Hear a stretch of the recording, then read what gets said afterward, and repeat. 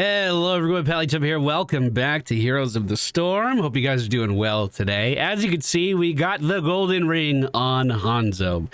We set out to get better at one of my worst builds in the entire game. The scatter shot arrow for Hanzo has never made any sense to me. And over the course of the last few weeks, I feel like we've gotten a lot better. We saved the most exciting match before the golden ring, and I'm going to share that with you guys today. Well, unfortunately, uploads have been really slow this week. I ended up getting super sick at the worst time ever because, of course, our 24-hour charity live stream is today, November 5th, if you're watching this video when it first releases. We're over on twitch.tv/MFPallytime trying to raise money to help sick kids, specifically through the Extra Life Foundation, raising money for the Arnold Palmer Hospital in Orlando, Florida. We've been doing this a long time. I normally promote our stream a lot more, but I've literally been in bed trying to rest just to get better for this. So make sure you stop by the stream. Make sure you keep me motivated, keep me going. We got some lives to change today. All right, ladies and gentlemen, welcome back. This could very well be the final Hanzo game before the golden ring. I hope. I'm all Hanzo'd out. I'm not gonna lie to you. Oh my god, it's been so much Hanzo. I figured if this is potentially our last game, I wanted to try that build that I've been hinting about, where we go attack speed, feed into never outmatched, and then at level 16 do ungodly amounts of percentage-based damage.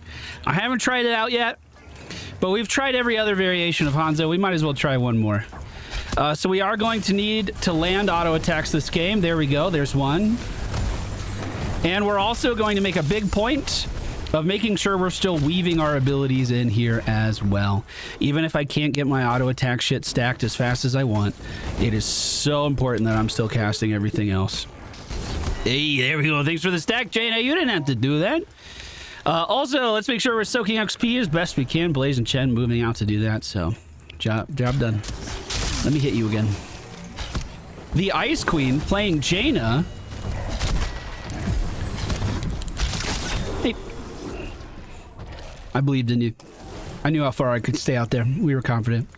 So, Redemption is our level 1 talent. If we auto-attack the same person twice, we gain a stack. It does not, like, if you see the arrow thing next to someone's name, that means if we hit them once, we're eligible for the stack. But it's not like if you hit them twice, the third one gives you a stack too. It's every couple of hits gives you a stack.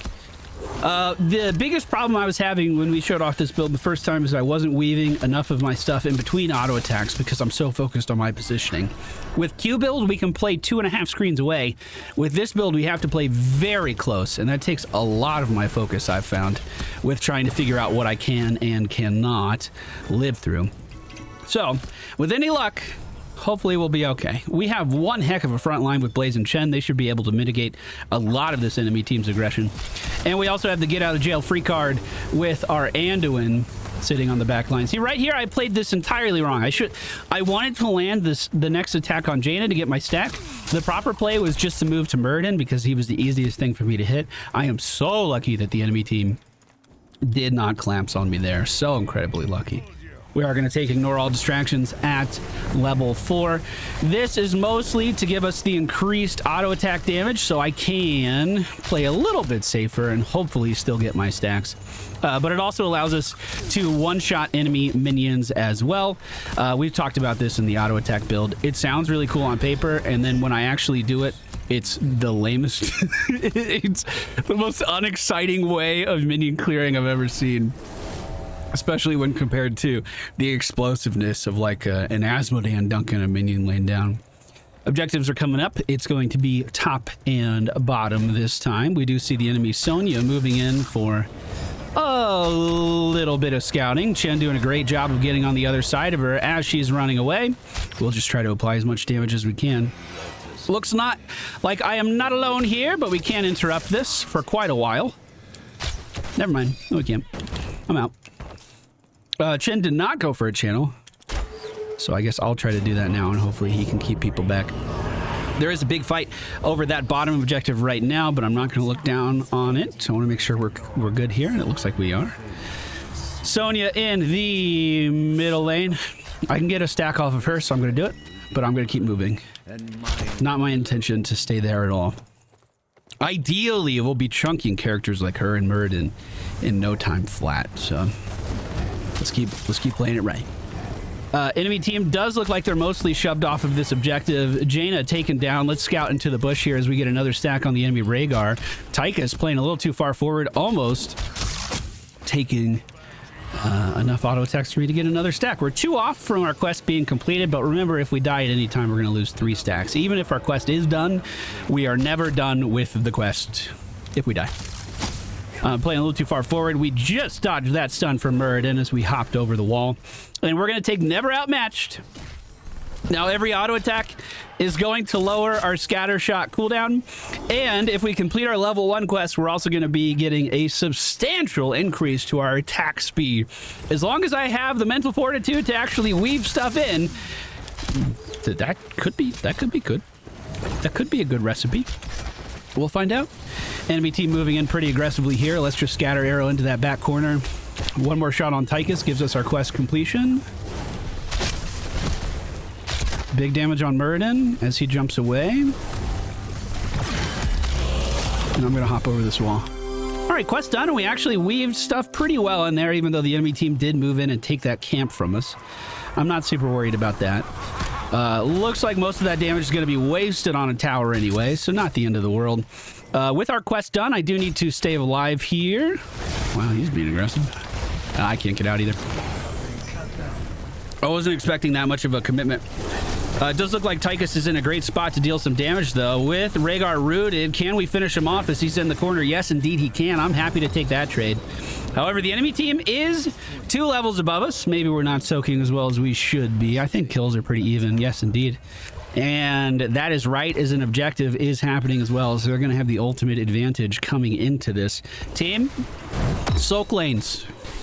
That is the fundamental backbone of Heroes of the Storm. We got to make sure we're doing it. We can't just ignore it. Can't ignore it. We also have phenomenal lane clear on our team too, so no excuses. The objective is up. I'll hop over this wall and start to channel. Muradin grabs their side, no problem. And we need to go retake bottom. Since no one else is there, I will head down for it. Even though we are killing minions off super quick, I wouldn't say our lane clear's good. It's kind of above average. I don't know if I would say it's good, though.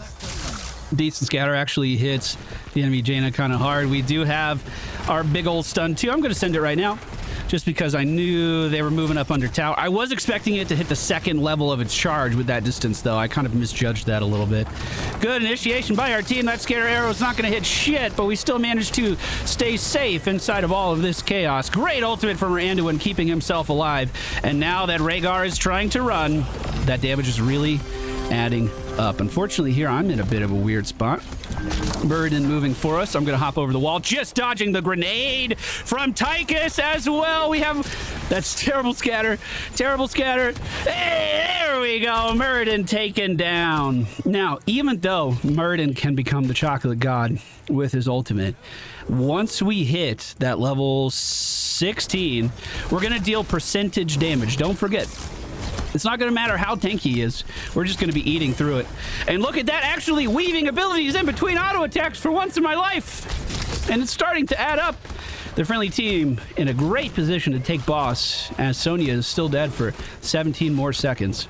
And they don't have a ton of displacement to actually get us out of here. Just the ring is probably the scariest thing if we all stack up on that capture point. Blaze does manage to scout out the enemy team. Whoop, whoop, whoop, whoop, whoop. Dodge that stun. We're okay. Hit this corner. Nice. Perfect. All right, I'm moving in. Hopefully not being flanked. This should be an easy channel. Nice job getting on the other side of Jaina here as well. Perfect. All right, let's take care of this. Actually, if this hits tower, that's not a super big deal. It wouldn't kill the tower or anything. With Chen tanking it, this is not going to get any value. Perfect. Perfect, perfect, perfect. And just like that, the friendly team ahead on XP. Proud of you guys. Good job. I will help take this mercenary camp. Honestly, if they're doing it though. With a scatter arrow build, we have like phenomenal potential to clear out lanes quickly, to clear out camps quickly. But with auto attack build, we're mostly relegated to lanes. So I'm not the most effective thing there. The scatter arrow does still do decent damage off the backboard though. I'm just trying to gauge where I would be most effective. Trying to figure that out in real time. 5 seconds till our ultimate is ready again as we see the majority of the enemy team in the top lane. Blaze actually in a good spot here. Let's just fire that off into his bunker and see if we can get anything out of it. Unfortunately, I don't think so. Hanzo's ultimates, both of them, no matter which you pick, are about a minute cooldown each. So I don't think you should ever feel bad about just throwing one out. If it has the potential to help secure a kill, I think it's totally worth using. I'm trying to break the wall down so Chen can get out. There we go. Perfectly done. The enemy team's Muradin does land a pretty good stun against me, but Anduin makes it so no damage matters at all. I stepped into the Ring of Frost, and I'm trying so hard to move my character away. Will we be able to do it? It looks like no, we will not. How did Sonya kill me? Oh, yeah. Yeah, that'll do it. A lot of deaths happening for the friendly team right as that bottom objective is coming active. They are on the other side of the map. They're not going to get it super quickly. Honestly, if I was this enemy team, I hope they're not listening. If I was this enemy team, I'd tell my team to take this building before we rotate down. Because who's going to defend it? There's no one here to defend it. But pretty good engagement by them. We're 10 HP higher on our core than the enemy, so they do have... I mean, they have a little bit of catching up to do. We see Jaina being the lone channeler right now as the rest of the team is trying to run it down, pushing in under this building. I fired the ult. It's gonna land. Oh, yeah, it sure did. Is there gonna be follow-up here? We have the enemy Rhaegar trapped in tower range as our team is pushing forward. Blaze with the bunker withstanding that enemy onslaught. Okay. I kill these minions, and I move up in the mid lane. With our level 1 quest, you gain no benefits if it is not at 12 stacks. It is so important to have that fucking thing at 12 stacks. It's actually unreal. But here we go. Giant Slayer finally coming online. This is the glue that's going to bring our entire build together, potentially. I hope it does. Now, everything we do... Well, not everything. Our W and our auto attacks deal percentage damage. That was an extra 100 damage on that Muradin there. An extra 100. Well, we might be able to keep hitting them, too. Jaina will have ult. And we don't have a lot of... Oh, we have minions. We have a wave. If we clear this building, that should be good enough. Whoop. I think that's fine. I have ult. Sending. Perfect. Jaina. Kind of low. I don't think I can hit her, though. Yeah, just out of range. There we go. There's our attack speed increase that we need. We actually have lane clear again. The objective is coming up again, and it's going to be 3 this time. We do not have ultimate for it. I will, however, try to clear middle really fast as I head up to that top spot. Looks like Anduin's also heading the same direction as me. Chen up top dealing with the Sonya, so she's at least a little tied up, and it looks like the majority of the enemy team, or half, is down at the bottom. Looks like I was able to channel that before they took that building, so we got a little bit of extra on that channel, and that brings the score to 27-11 at the moment. The enemy team is losing core on their health in their core pretty rapidly. As Tychus moves up, I just want to get a couple autos in on him. Scatter arrow into that shit. I don't know. Oh, God. Just Sonya into a Muradin, son, catching me on that corner. I wasn't expecting that barbarian to leap in like that. However, it looks like the rest of the fight is going okay for the time being. Blaze is really low, but unrelenting as he stuns the enemy Jaina, taking her out of the fight. Muradin hopping away with just a little bit of HP there as Tychus continues to siege down that middle build. I like casting. It's fun. I don't know anyone else that casts games live while they play it quite like me. Have you guys ever seen anything like that? I would love to just watch it and see how we differ. Get a little bit of insight. You know, steal a few techniques. Friendly team does manage to take the bottom mercenary camp right as Muradin shows up. That stun does hit both players. But Chen with 30 armor is not afraid of anything at this point. His ultimate should be off cooldown. I don't know about that. I don't know about that. We might be overdoing it. Sending it. Ah, it landed again. Who's throwing these arrows? Chen's still very aggressive here in this fight. We have to build our passive back up again. Oh, look at that scatter. Okay, I have to tell myself scatter. It's such an important part of what we're doing, and I don't feel like I'm using it enough. Every single arrow takes percentage health away. I have to use it more. Muradin is posturing a little harder than I like. Sonya for the enemy team is not here yet. I want to help bottom, but I don't. Oh, shit. Go in.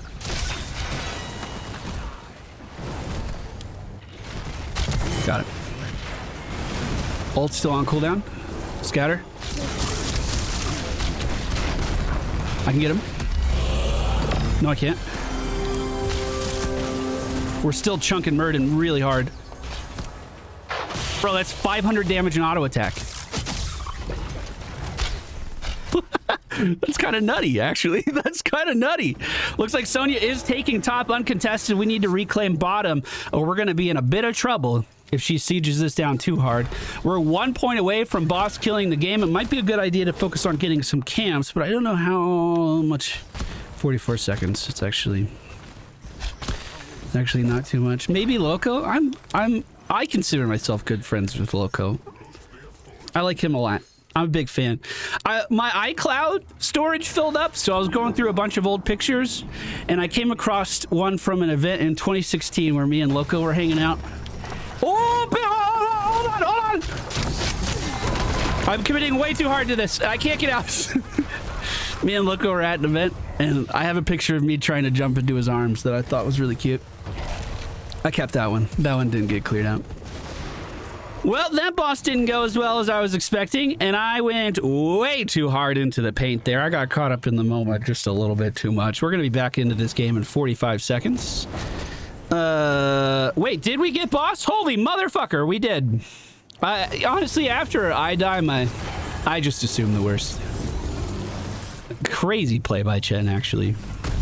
The chase down to bottom lane continuing as our Blaze moves in and stuns the entirety of the enemy team. He has Bunker too to create a bit more of a wall, but speaking of walls, Sonya is not having any of this. Trapping Anduin inside of that crater. Blaze still trying to run away. Muradin tanking the tower. That can't last for long. Blaze does grab the sippy cup, but it's not enough. We do have Keg online. Are we gonna see it again? Oh God. Drink! Oh. All right, this is pretty good. Oh, I could have interrupted that. Oh, fuck. Get out of here! No, don't fucking... Hold on. I was mid-air jumping over this. How the fuck did the crater grab me? That's actually bullshit. Enemy team's going to be able to take over this top building, no problem. So we need to make sure that I'm actually pissed the fuck off at that. I was mid-air. Crater makes impassable terrain. I can still fucking jump over it with my trait. But there's a building nearby. All right, the race is here. 16 health points on our core right now as Chen and Tychus try to... Oh! That was almost going to be a big barrel. Guys, we have to kill a building. Stop fighting. We have to kill a building. Stop fighting. We have to kill a building. Oh, shit. Oh, shit. Oh, shit. Do I play the game? I sure do. I'll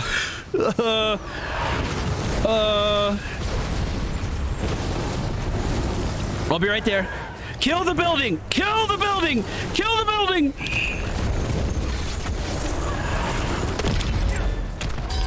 Seriously. That's... Oh my God. You never know what to expect with Towers of Doom, do you? You never know what to fucking expect.